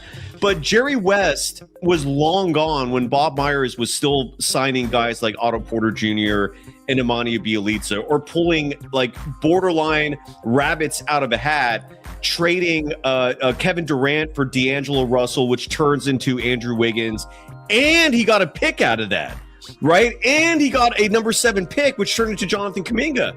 Like Myers was still doing very impressive moves even after Jerry West was gone. But you're right. I mean, Jerry West, he undoubtedly had an amazing influence. But yeah, 2023, man, it just it was fast. It happened almost like overnight, and here we are now. I do appreciate you three because I started the show tonight utter doom and gloom. I was in no mood to host a show by myself. It was going to be realistically no bullshit, like a 15-minute show. There's just some nights where I'm not feeling it, and you watch that game, and it just all it does is just bring you down. I was in a dark place, and forgive me to the audience for dragging you along on that. And in the same vein, thank these three for flipping the script and making tonight interesting, because I was not going to do that. I did not have it in me. I was tapped. Yeah. Warriors, I want to disagree with Evan a little bit. Warriors' saving grace is that they have not traded all their picks in the future. That's the best possible thing. And it turned out yesterday, Jake Fisher reported they offered 4 unrestricted draft picks. They offered 4 picks for Giannis. So the saving grace for Warriors fans is that the Milwaukee Bucks were too stupid to take that deal. No, that's not what happened. That's not what happened. What happened, Armando? It's not that the Bucks were too stupid to take it. It's that Giannis didn't want to go to the Warriors. Yeah, he don't want to come. Yeah, that's what happened. Rightly so. He'd be in the same position he is in now. He'd be on a team with a 39-year-old star who's got to play for 82 games and four rounds, and they wouldn't have any picks. That's the situation he's in now. He already went through that with Dame Lillard. Why would he do that now? So, Giannis going to New York. There you go. Giannis is coming to New York. Giannis bought 2 apartment buildings, if I'm not mistaken, in Williamsburg, Brooklyn. And they are rental properties, and he bought those in 2025. I beat that. I saw it. Nice. That'd be fun. To New York. It's we'll see. I mean, the Giannis thing is a whole other, like, Jesus Christ, man. I mean, how much attention do you need, dude? Just make up your goddamn mind. What seems to be happening with Giannis, and let me know what you think about this interpretation of his actions. Giannis seems like a guy who wants to be on a contending team, yet at the same time doesn't want to offend Bucks fans. In other words, he wants the Bucks fan base to love him while he simultaneously debates leaving, right? And you can't have your cake and your ice cream too in this scenario. Like, if you're gonna leave, you're gonna burn that bridge. So you got to accept that reality. And if you're gonna stay, and you got to ride with the punches, man. So that's my guess for how he's feeling. Good news is we're gonna get an answer one way or another this summer, because Giannis has 1 year left on his deal after this season. The Bucks are not going to just go into next year with him on an expiring deal. They're going to trade him if he doesn't sign an extension. So the good news is we're going to come to some sort of conclusion on that just lame drama that's unfortunately. Do you guys want, like, if the Warriors got Giannis and they had to trade 4 first-round picks to get him this offseason, Sharia, I'll start with you. Would you be happy with that move? I don't want Giannis to come here, and not because I don't like Giannis. I just think that he has better sense. I don't even think it's a situation where he feels like he wants the attention from the Bucks fans. You saw when they were booing him, he booed too. You don't care what those people think about him. It's about the business. It's about the business. It's about the front office. And he's just not stupid. He has a sense of pride about himself, and he's just not going to let anybody do him any kind of way. And I quite like that. And I think that's also the reason why he's not coming to the Warriors. He knows it's bad business with the Warriors. I'm sorry, but it is. Agreed. Armando, what would you be? What would your reaction be if the Warriors traded 4 firsts for Giannis this summer? I would predict that they're not winning shit. Giannis is not as good as people think. He's past his prime. He had players in the East and got bounced multiple times in the first round. Not that good. People don't watch. They don't watch. He's not that good. Yeah. Evan, same sentiments, or are you going to take a different approach here? No. Absolutely same sentiments. Yeah. I think the Warriors getting older is not going to help. Giannis, if you think that Jonathan Kuminga, no matter what you think of the ceiling of his ability, if you're gonna claim that he couldn't fit within a Warriors office that was so focused on making sure Steph Curry had the chance to score every basket, then I don't think that gets better when you have Giannis in there. Like Giannis needs the ball in his hands. He needs to be able to go downhill. And I think that is more, to me, that's more incompatible with the Warriors than Kuminga was. Right. And it's just not, and again, and he's only going to get slower, and he's only going to get more injuries. And Giannis is already picking his spots. Did people not see that game a couple weeks ago? He plays hard the first quarter, and he has to make sure he tries not to get hurt. That's not good. He's already picking his spots. It's pretty easy to see. And Giannis turns 32 next year, which is why I'm with you guys. It was an interesting idea 6 months ago, 3 months ago. I'm so out on that now. Save those picks.